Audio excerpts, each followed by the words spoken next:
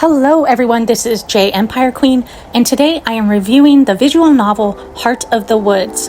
Now, this game is so much more than a love story like your usual Otome or visual novel games. In fact, romance is already built into the story. You don't get to pick a partner. This is more about discovery. Discovering who you are, discovering who you love, discovering what is important in life. And I think Heart of the Woods does a great job dealing with difficult topics like sexuality, depression, suicide, self-sacrifice, lots of very intense feelings and emotions. Heart of the Woods handles really well. So you start out from the perspectives of the two main characters, Maddie and Tara, going on this final trip. And it has to do with a type of horror, mystery, myth blog that you've been running, or that Maddie has been running with Tara for years.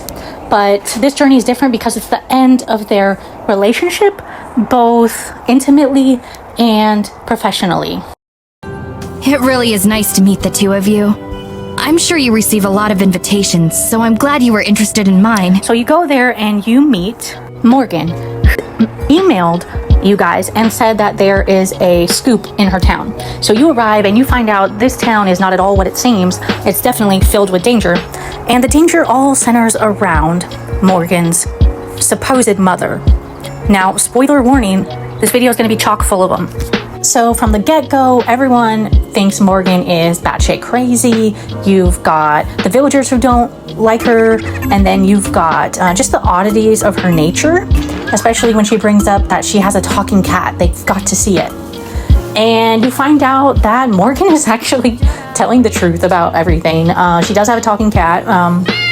She's strange because her mother is a psycho who isn't human. And she's been pretty much groomed so that she can become the next vessel for her mom. And so you find a lot of mysteries in Heart of the Woods that will keep you playing for hours and hours, okay?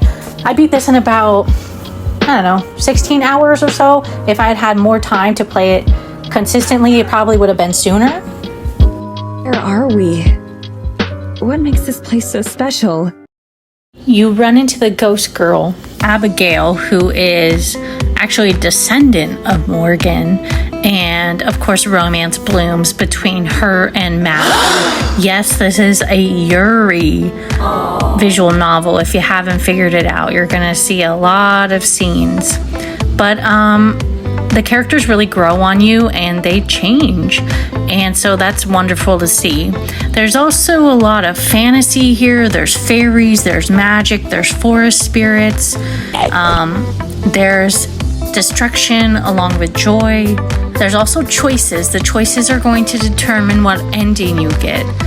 I didn't get a wonderful ending. I did not get a great ending. And it definitely makes you want to replay so that you can get, of course, the good ending. Maybe we should take turns. As long as you don't mind going first. So back to the story. So Maddie ends up becoming designated fairy queen, which gives her the magic needed to kind of fight off Morgan's mother. But because I didn't get like the ultimate ending, they didn't end up having a happy ending together. Morgan and Tara ended up leaving together while Abigail and Maddie disappeared into possibly oblivion and or ultimate death. I wouldn't say I was dissatisfied with the ending. I like when there are good or bad endings, but I don't always go back and replay them. But I think it was a great visual novel. I was hooked from the start. I liked that it was different. I have never played a Yuri visual novel before, and I think it handled differences in sexuality very well in a very grown-up way. And I would play another game by this company. If you have played Heart of the Woods, let me know what you think of it in the comments.